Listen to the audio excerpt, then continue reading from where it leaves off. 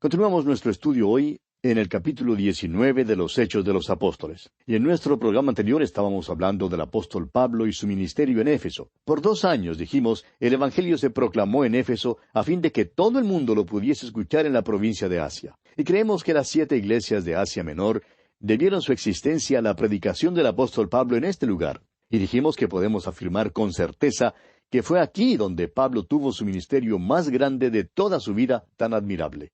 Leyendo ahora el versículo 11 de este capítulo 19 de los Hechos, dice, «Y hacía Dios milagros extraordinarios por mano de Pablo».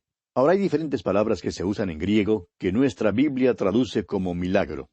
Aquí la palabra para milagro es dunamis, de la cual recibimos nuestra palabra dinamita, y quiere decir un acto de gran poder. Es decir, que Dios hizo obras especiales de gran poder por medio de las manos de Pablo. Estos milagros son una señal de que Pablo tiene los dones de un apóstol. Éfeso era un gran centro de religión, posiblemente más importante que Atenas o cualquier otro lugar de aquel entonces. El gran templo de Diana estaba allí, y la adoración relacionada con ella era satánica en todos sus aspectos. Cuando estudiemos la epístola a los Efesios, discutiremos en más detalle el carácter de la ciudad de Éfeso y la clase de adoración satánica que se desarrollaba allí. Y hablaremos en cuanto a la adoración en el templo de Diana. Ahora, para poder enfrentar esa clase de oposición, Dios le dio a Pablo algunos poderes especiales. Leamos el versículo 12 de este capítulo 19 de los Hechos. De tal manera que aún se llevaban a los enfermos los paños o delantales de su cuerpo, y las enfermedades se iban de ellos, y los espíritus malos salían. Vamos a hacer una pausa aquí por un momento para explicar esto. ¿Qué eran estos pañuelos y delantales que se mencionan aquí? Bueno, en verdad podríamos llamarlos trapos o paños para el sudor. Pablo usaba estos en su trabajo. Recuerde usted que él hacía tiendas y que este era un clima cálido. Mientras trabajaba, de seguro que Pablo sudaba y es probable que su sudor se vertía sobre las tiendas que hacía.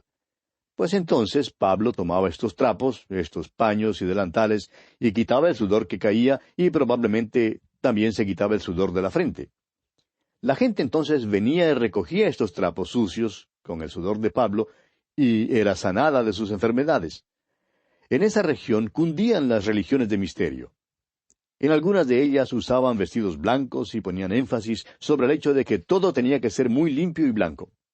Pero al sanar a muchos así de esta manera, parece que Dios estaba reprendiendo esta clase de cosas. Dios usó estos trapos sucios de sudor para sanar a los enfermos. Y esto revela el poder especial que le fue dado al apóstol Pablo. Ahora que sepamos, este es el único incidente de este tipo que jamás haya ocurrido. Y esto incluye los tiempos nuestros en que vivimos.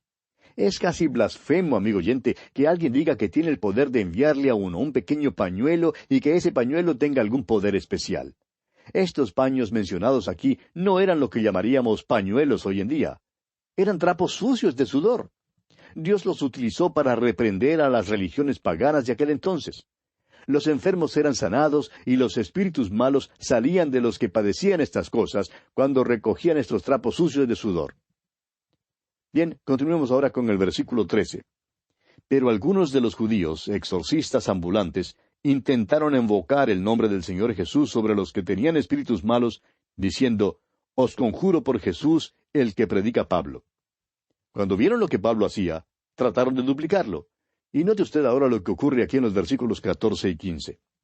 Había 7 hijos de un tal Esceva, judío, jefe de los sacerdotes, que hacían esto.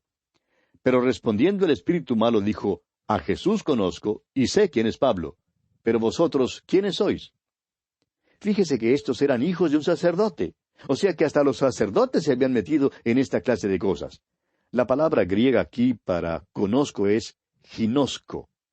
Y no implica un conocimiento por la fe. Simplemente significa que el espíritu malo sabía quién era Jesús. Ahora el versículo 16 dice, «Y el hombre en quien estaba el espíritu malo, saltando sobre ellos y dominándolos, pudo más que ellos, de tal manera que huyeron de aquella casa desnudos y heridos». El esfuerzo de los hijos de Esceva por tratar de duplicar los milagros de Pablo fracasó, y causó humillación y daño, y al parecer les dio pena. Leamos el versículo 17 ahora.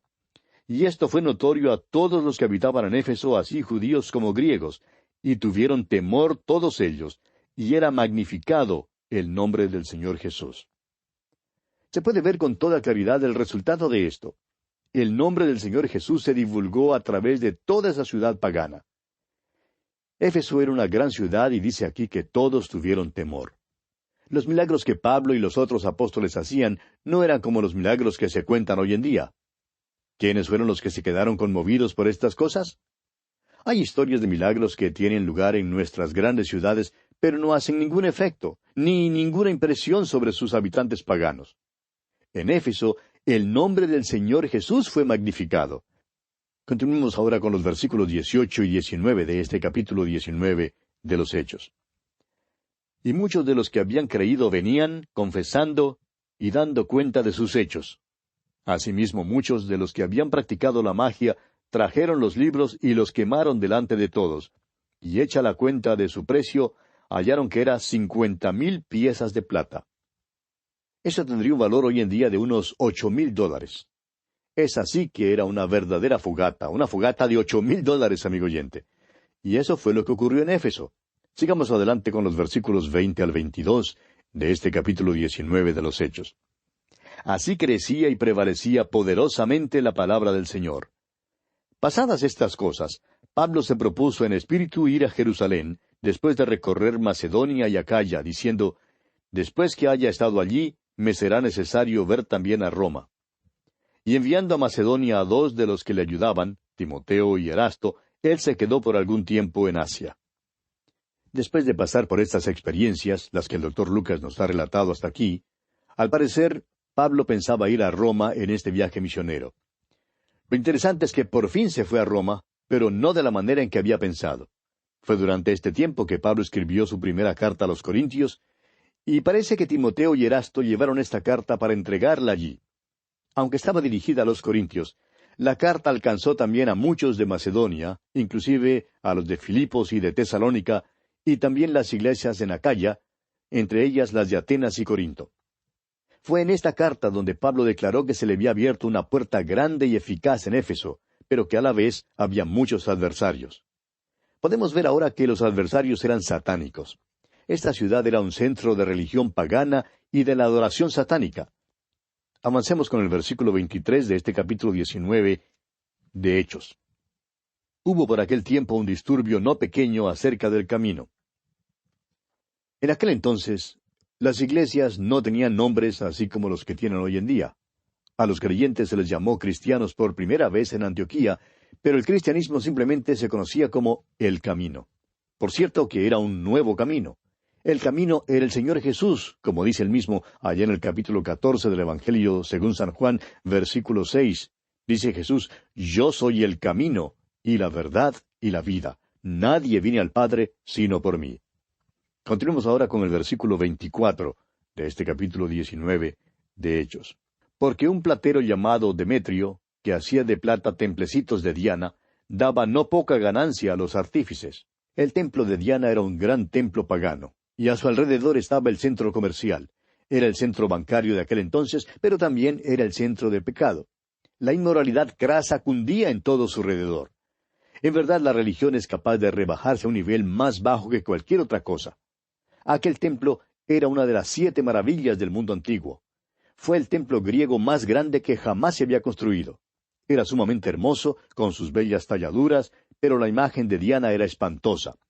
No era la Diana elegante y graciosa de los griegos, sino más bien la Diana oriental, una Diana imperfecta con muchos senos. Vendían pues templecillos de Diana, negocio que resultó de mucha ganancia para algunos. Y el ministerio de Pablo estorbaba la venta de estos templecillos y de muchas otras reliquias religiosas que producían grandes entradas. Este platero llamado Demetrio reunió entonces a todos los artífices que elaboraban estos templecillos de Diana. Y dice aquí en los versículos 25 al 27, a los cuales, reunidos con los obreros del mismo oficio, dijo, varones, sabéis que de este oficio tenemos nuestra riqueza. Pero veis y oís que este Pablo, no solamente en Éfeso, sino en casi toda Asia, ha apartado a muchas gentes con persuasión, diciendo que no son dioses los que se hacen con las manos. Y no solamente hay peligro de que este nuestro negocio venga a desacreditarse, sino también que el templo de la gran diosa Diana sea estimado en nada y comience a ser destruida la majestad de aquella a quien venera toda Asia y el mundo entero. Se puede ver que la causa de este alboroto de los plateros encabezados por Demetrio era su temor de perder su sustento diario. Por profesión hacían templecillos y los vendían, ganando así mucho dinero. Mucha gente venía de muchas partes al templo de Diana en Éfeso, siendo que era una de las 7 maravillas del mundo antiguo. Por tanto, estos hombres se enriquecieron mucho al vender estas miniaturas del templo y muchas otras reliquias religiosas.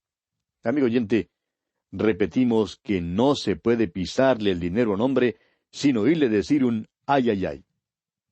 La adoración de Diana se había extendido por toda Asia. Éfeso era un centro de comercio, de religión y de adoración. Era un centro tanto para los orientales como para los occidentales. Un lugar donde se unía el oriente con el occidente. Y tememos que de Éfeso saliera lo peor de ambos. Leamos ahora el versículo 28 de este capítulo 19 de los Hechos. Cuando oyeron estas cosas, se llenaron de ira y gritaron diciendo, «Grande es Diana de los Efesios». Sacaron muchos carteles y salieron por la ciudad llevando sus carteles y gritando, «Grande es Diana de los Efesios». Prosigamos con los versículos 29 y 30. Y la ciudad se llenó de confusión, y a una se lanzaron al teatro, arrebatando a Gayo y Aristarco, macedonios, compañeros de Pablo. Y queriendo Pablo salir al pueblo, los discípulos no le dejaron. Claro que Pablo habría sido atropellado, quizá lo habría matado. Pablo ya había pasado por una experiencia similar como esta en el país de Galacia, en Listra. Ahora el versículo 31 dice, «También algunas de las autoridades de Asia, que eran sus amigos, le enviaron recado, rogándole que no se presentase en el teatro». Había algunos hombres prominentes en aquella región. Muchos de estos se habían convertido a Cristo y le aconsejaron a Pablo que no se involucrara con esta multitud. Le dijeron que sería una tontería y que no serviría de ningún bien que él se presentara en el teatro. Avancemos ahora con los versículos 32 al 34 de este capítulo 19 de los Hechos de los Apóstoles. Unos, pues, gritaban una cosa y otros otra, porque la concurrencia estaba confusa y los más no sabían por qué se habían reunido. Y sacaron de entre la multitud a Alejandro, empujándole los judíos. Entonces Alejandro, pedido silencio con la mano, quería hablar en su defensa ante el pueblo. Pero cuando le conocieron que era judío, todos a una voz gritaron casi por 2 horas, «Grande es Diana de los Efesios». Esta era una multitud típica. Muchos ni siquiera sabían por qué se habían reunido. Sin embargo, fíjese usted que no le otorgaron libertad de palabra a nadie. No permitieron que Alejandro hablara. Solo querían que él les ayudara a gritar así, «Grande es Diana de los Efesios». Ahora los versículos 35 y 36 dicen, «Entonces el escribano, cuando había apaciguado a la multitud, dijo, Varones efesios, ¿y quién es el hombre que no sabe que la ciudad de los Efesios es guardiana del templo de la gran diosa Diana y de la imagen venida de Júpiter? Puesto que esto no puede contradecirse, es necesario que os apaciguéis y que nada hagáis precipitadamente». Este escribano les dijo que le estaban dando demasiada importancia a todo esto. Les dijo que miraran a aquel gran templo y a la gran diosa Diana. Eran grandiosos y muy populares. Dijo que nada les sucedería. No había nada que se pudiera decir contra ellos. Ahora, ¿no es interesante que todo esto se ha quedado en ruinas ahora por más de 2000 años? Continuemos con los versículos 37 y 38 de este capítulo 19 de los Hechos.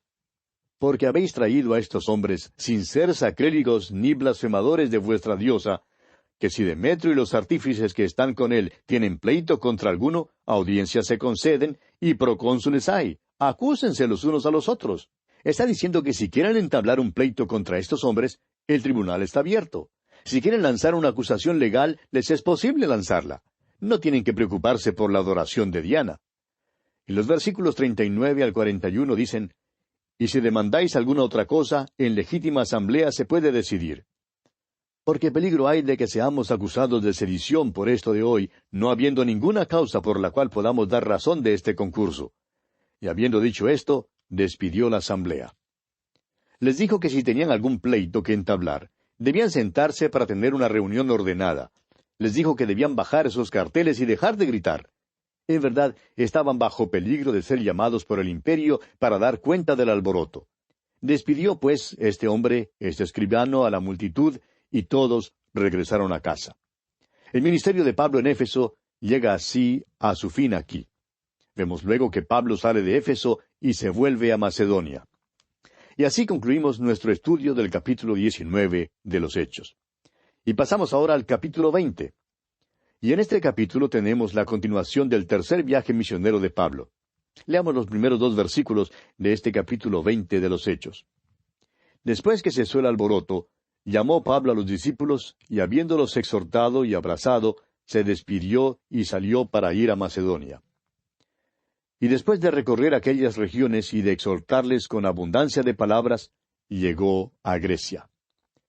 Esto quiere decir que Pablo visitó nuevamente Atenas y a Corinto. Continuemos con los versículos 3 y 4.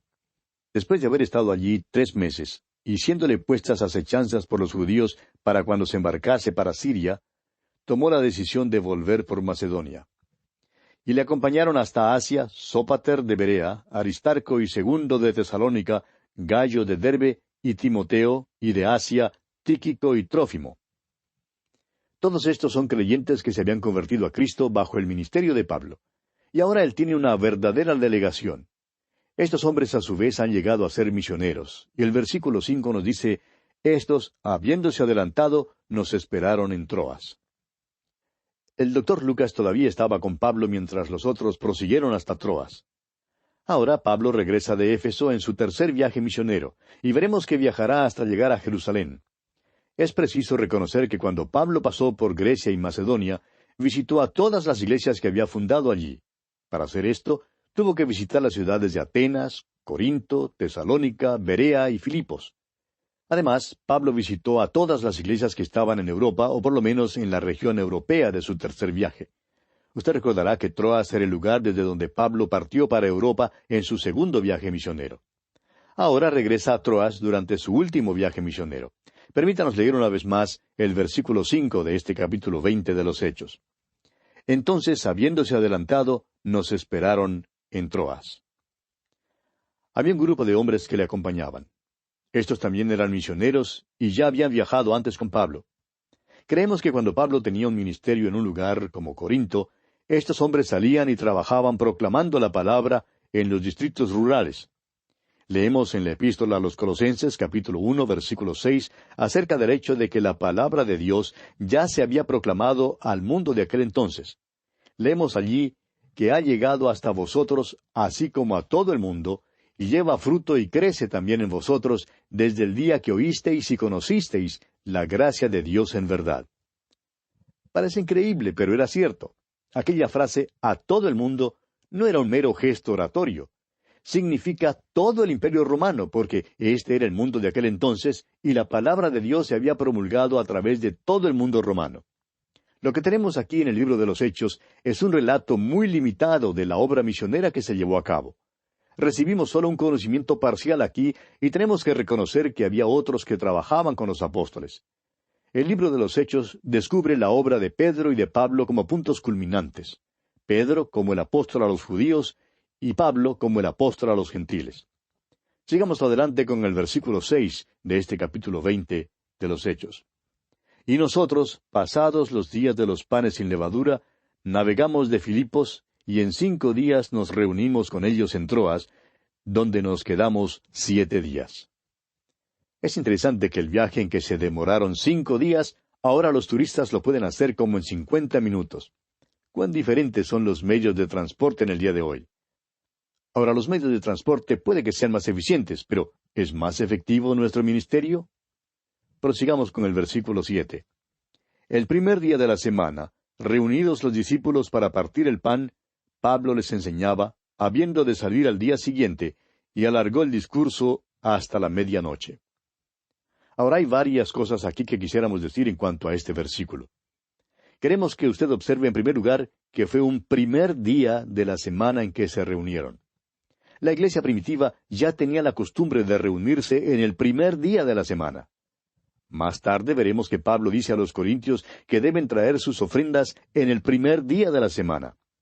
Dice allá en su primera carta a los Corintios, capítulo 16, versículo 2, «Cada primer día de la semana, cada uno de vosotros ponga aparte algo, según haya prosperado, guardándolo, para que cuando yo llegue no se recojan entonces ofrendas». En nuestro versículo aquí, en el libro de los Hechos, leemos, el primer día de la semana, reunidos los discípulos para partir el pan. Esto quiere decir que celebraban la Santa Cena los días domingos. Fue en este día cuando Pablo les predicó. La iglesia primitiva, pues, se reunía el primer día de la semana. Y vamos a detenernos aquí, amigo oyente, porque ya nuestro tiempo ha llegado a su fin. Continuaremos, Dios mediante, la consideración de este importante asunto en nuestro próximo programa. Mientras tanto, que Dios le bendiga ricamente.